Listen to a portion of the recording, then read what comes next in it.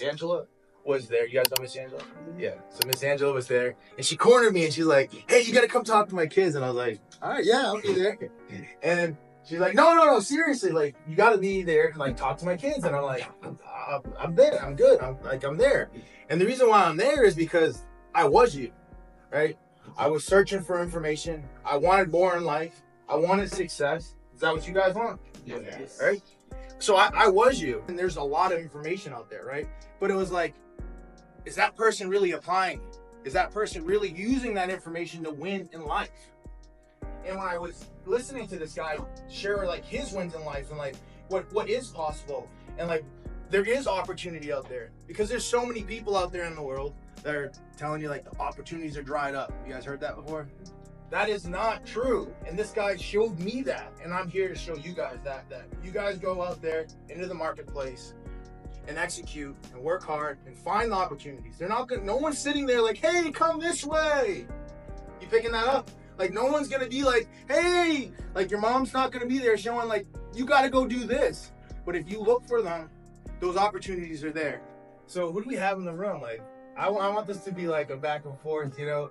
I remember sitting in these big lectures and you got the teacher, you got here like behind the desk, like just talking, and like I would be like all like not really focused. So who do we got in the room? You got freshmen? We got a couple freshmen. Sophomores? Cool. Juniors. Okay, yeah, you guys getting ready. You guys are coming to the end, right? So we gotta get ready for the real world, right? Seniors. You guys riding high, right? Yeah. I mean, I was riding high too, you know, my senior year. You know, had my degree, had my new job. I was moving down to Atlanta to move into my new condo. And that is exactly when my life started falling apart again. And then the new construction company that I just started got itself in $500,000 worth of debt.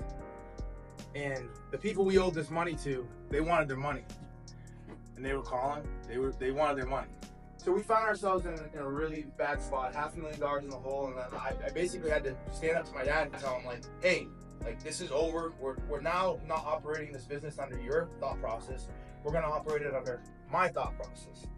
So I was like, man, like somebody in this situation is making money. It just wasn't us. It was the general contractor. So I'm like, I want to be a general contractor.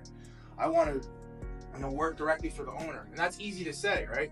It's almost like coming to Syracuse. It's easy to say, like, you gotta get the work done, right? You gotta show up to class. You gotta do the assignments. You gotta do all the things, right? So it's easy to say you want to do something, but actually going out there in the marketplace and actually doing it, it's much harder. But because I climbed that mountain, and because I figured it out, I didn't give up, I didn't break under pressure, I now can run our $80 million per year business.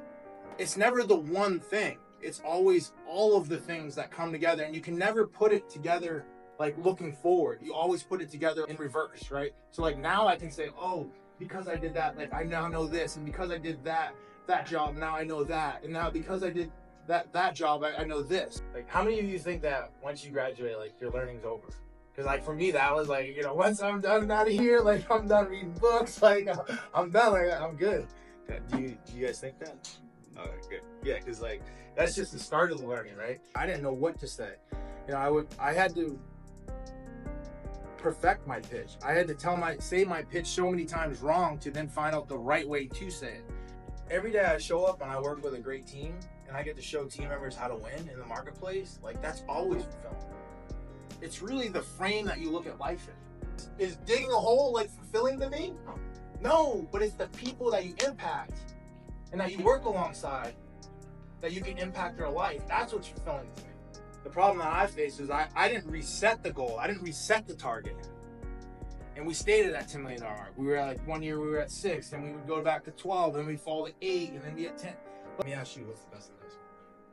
Like where should you be investing your money? I mean, definitely stocks, maybe like a Roth IRA or something, like something for like long term. Yeah. No, I agree, man. One of those things, those vehicles are definitely great vehicles. But for me, the thing that I always invested in first was myself.